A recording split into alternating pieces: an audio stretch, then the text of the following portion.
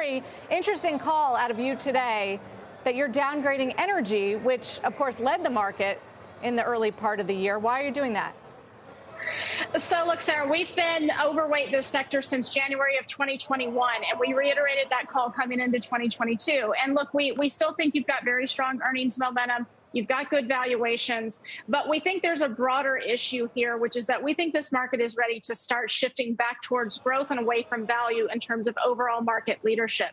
And the reasons for that are pretty simple. Number one, value tends to work ahead of Fed rate hikes, but growth leadership tends to take back over after the Fed lifts off. Also, when you're trending towards a slower economy, we do typically see the market transition away from value leadership and back to growth leadership. Value really only works in a hot economy that's above trend. Growth tends to work below trend. So we did a survey of our analysts recently, and quite simply, Sarah, we found that while they're still in the constructive camp on energy, their enthusiasm has come down a clear notch since energy. Meanwhile, our financials analysts are still pretty constructive. We wanted to take value exposure down, and energy was really the one to do it, the place to do it based on our analysts' feedback. The only thing, Lori, is that Treasury yields continue to march higher. And I know that the curve is inverted and that's sort of bearish, but does tech work in that kind of environment? Haven't we learned that makes tech struggle?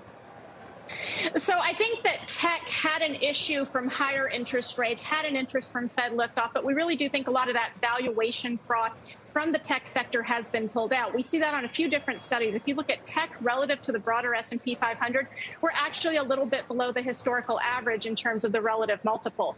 We've also looked at the most expensive stocks in the market relative to the cheapest stocks. Most of those highly expensive stocks have been tech, but we've actually found that relative multiple is back to pre-pandemic type levels. So we think a lot of that tech and that froth in tech rather is out. And also, when you look at the PE contraction that happened in the S&P 500 broadly around the March lows, it totaled about 20%. And that's pretty much in line with some of the worst Fed tightening cycles and the contraction that we've seen in the past. So we think the Fed is probably in at the market level, and we do think that tech froth has been pulled out. Do you agree, Paul, with Lori's call that the market goes higher, but the leadership basically reverses from energy to tech? Yeah, I think Lori brings up a lot of great points there. I mean, at this point, who hasn't heard that higher interest rates are bad for growth and tech? I mean, it's been well documented and well discussed that that's not a good backdrop. But two things. First of all, when everybody's talking about it, it tends to be priced in. But secondly, if you look back historically over the last 20 years, just look at the long-term Treasury ETF, TLT. When you've seen a 10% decline in that ETF, the forward returns, tech doesn't typically underperform when you have treasuries falling and long-term interest rates rising. So history hasn't necessarily played that out.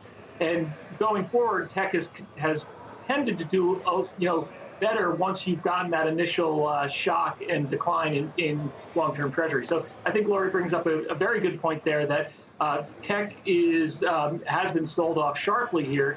And that, usually when that happens, it tends to get a rebound when everybody's leaning against something in such a strong fashion.